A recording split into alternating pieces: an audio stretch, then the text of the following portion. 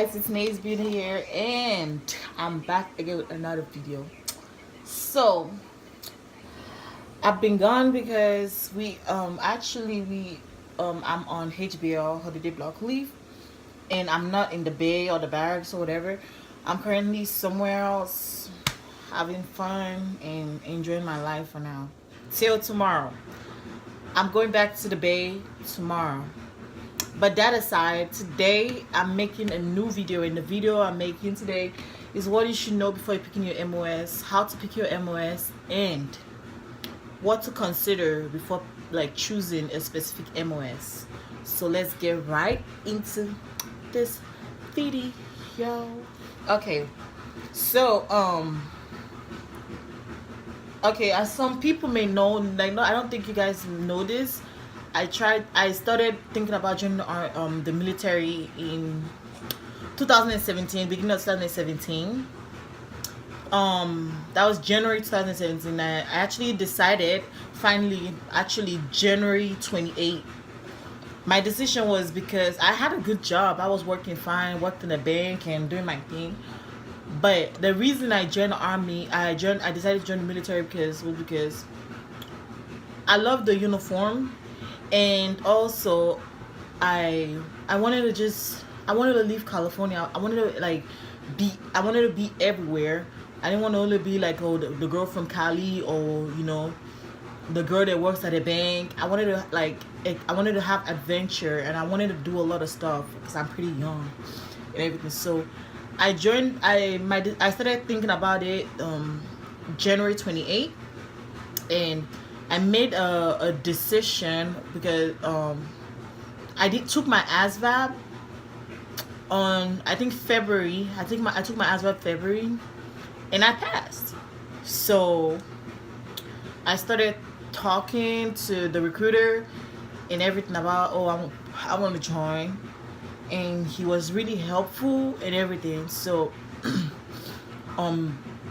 I took my ASVAB, but the reason I didn't ship on time was because I was kind of overweight.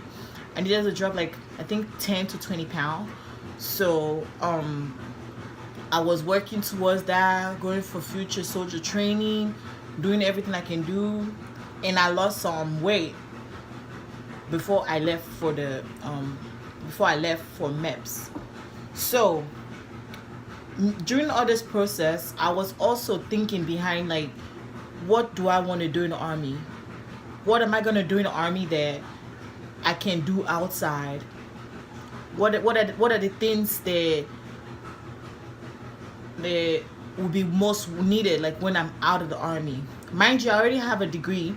I have a degree in banking and finance. So I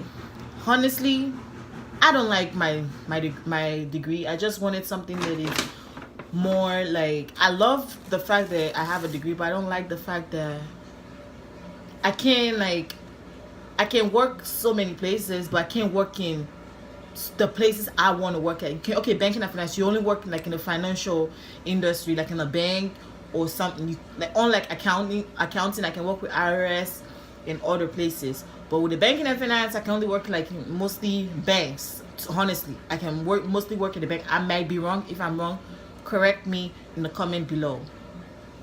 So another thing was, before picking my MOS, was because I didn't want something that when I come out of the army, I didn't want something that would be hard for me to get.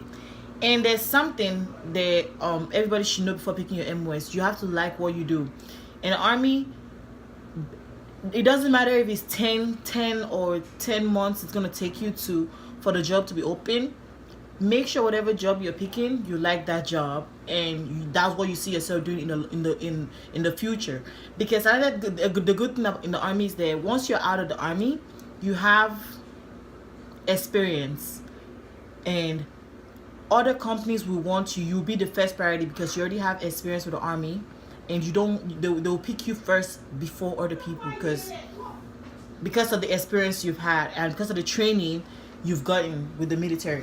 So you'll be the first priority and stuff. So for me, before I picked my MOS, I thought about where I'm going to be working after I'm out of the army. what am I what companies I can work with that with my experience with the army. What company I can work with. Don't I'm not saying after the army you can't go back to school. Yes, you can go back to school, but if you want to make the military your career, it's also a good thing. But if you want to be out of the military after your contract, it's up to you. I'm telling you, the army is a great opportunity. It's a great job. You get whatever experience you want. You can be there for 20 years, get your retirement, and never have to work again in your life. That's how good the army is. If you decide to stay 20 years, it's good. If you decide to venture out of the army and go work in the civilian, it's up to you. It just depends on like what you really want. I'm not sure what I want yet, but definitely I want to go back to school and either find something to do, because I'm good. I like talking, so I know how to talk to people. I'll either go into real estate or something that I think I'm really, good at and everything. So before you pick any job in the military, make sure you like that job, because let me tell you now, once you're in, you're in. You can't go out. Okay, after you can renegotiate your contract, or you can like change your contract after 1 year and 1 day. But you need to know that once you get that job, it's gonna be hard for them to want to like change you or like make you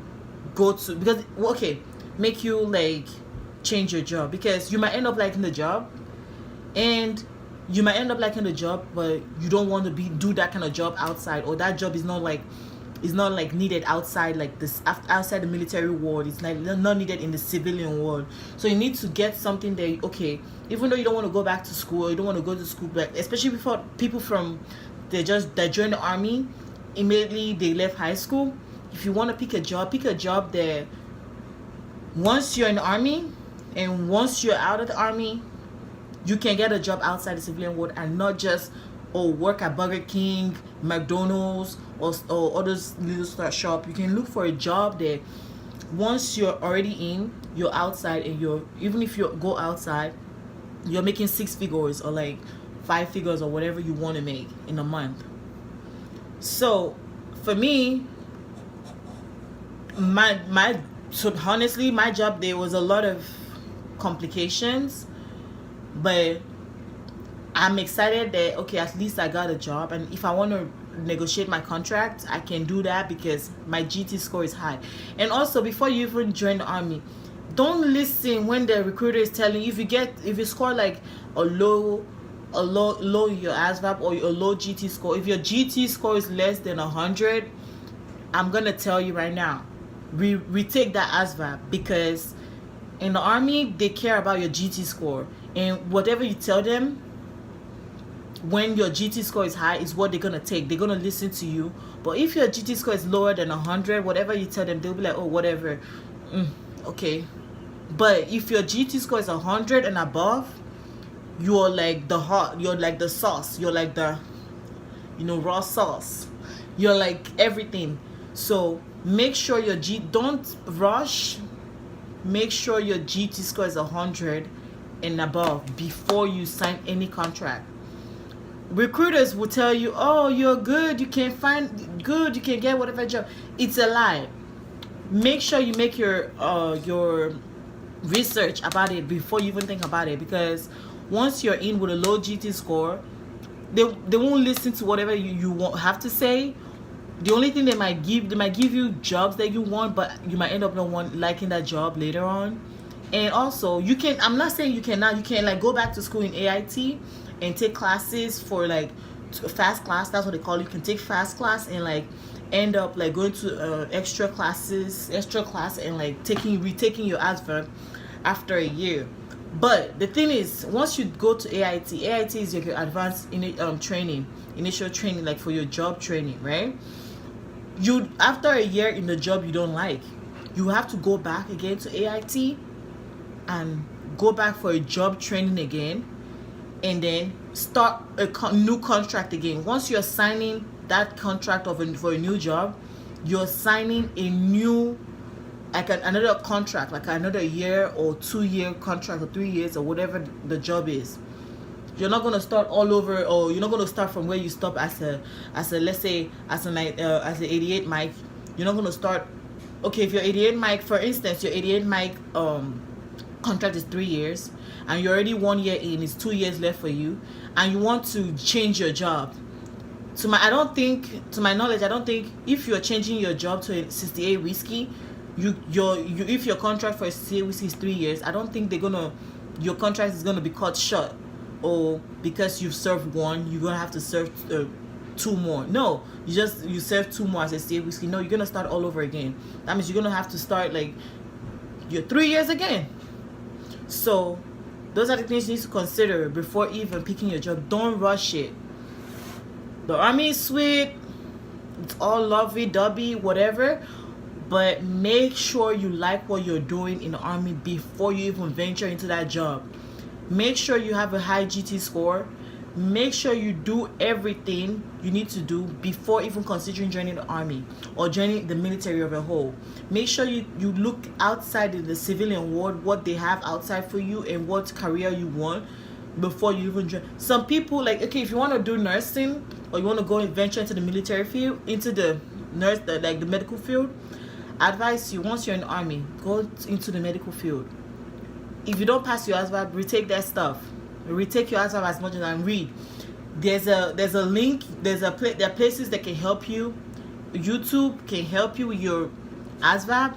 You can go for ASVAB for dummies. You can go everywhere. And also, there's this YouTuber at Chizo. He's in California. When I was in California, he lives there. If you can get him, go to his channel, tell him that I sent you. I'm gonna try to link it down below in my description box below. Talk to him and he's gonna help you out with your ASVAB. He wasn't my recruiter. I'm gonna try to link his Instagram too. His name is Sergeant Estrada. He helped me out with my ASVAB. He's the good guy. If you cannot get to Sergeant Estrada, try to get to Achizo. I met him when I was in California and he was wonderful. Like, he's great. Like, before you do anything with your military career, and if you want to make Army or the military your career, I advise you, pick a job that you want. Tips for picking your job, let me mention them again. Look at the civilian world, what is most wanted in the civilian world.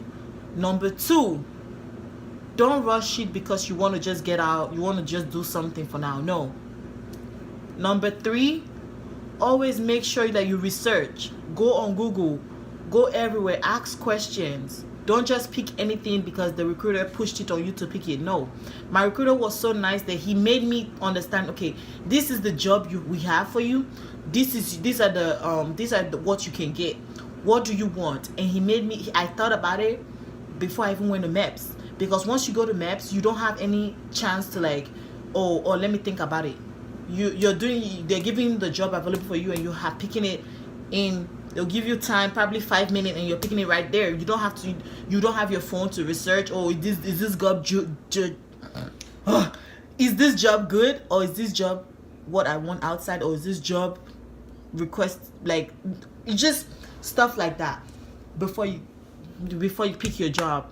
And also, no doubt that I'm young, and I know most people that are watching this are pretty young too. The military of a whole, education matters a lot in the military. If you want to rank higher, you have to go to school. You have to do a lot of stuff. So even if you join the Army or the military or any branch of the military, make sure you still go to school, because if you want to rank up, you go to school, you're gonna rank up. Like, you're gonna rank up that fast, and you're gonna have a lot of offers. They're gonna give you bonus coming with it, with those offers. And like, I'm gonna go back to school after a year and 1 day, because I can't go back to school like right now, because I have to like go wait for a year and 1 day before I go back to school. And I'm gonna go back to school. And even though, like, because I'm gonna go to Korea for I think 9 months. I got stationed in Korea, but I'm gonna take you guys along too. Also, don't rush your job. Do not rush it. I took my time. I started thinking about the military January 28th, and I left to join August 14th. You see how long I took before I decided, okay, I want to go. I want to do this. I want to do everything. Although those times I was in a depth program, is like delayed entry program, because I needed to lose. I think they told me to lose like, I think like 10 pounds, 20 pounds. Yeah, but I did it. And if you need tips on losing weight too, I got you. I got you all. So that's it for today's video. If you guys need or have any questions, don't make sure you ask me. I'm always gonna reply. I reply like in five minutes if I get it. If I see anything that has to do with YouTube, girl, I'm clicking on it. Share my videos, help me grow on YouTube, and I'm always gonna post and gonna give you guys advice on the military. Although I'm new in there, but I know a little bit about it. If you need questions about basic training, or you need anything about basic training, things to pack for basic training, all of that, hit me up in the description box below. I'm gonna try to leave my email in the description box below, and my other social media you can contact me on. That will be it for today. Bye. And I'm gonna try to post again tomorrow, and I'm gonna post about something else tomorrow. I have a story time for you guys that I'm gonna post. I'll probably post the story time, or I'll just post tips or things that you need to know before going to basic training. Yeah, I think that's what I'm gonna post before tomorrow. For now, bye guys.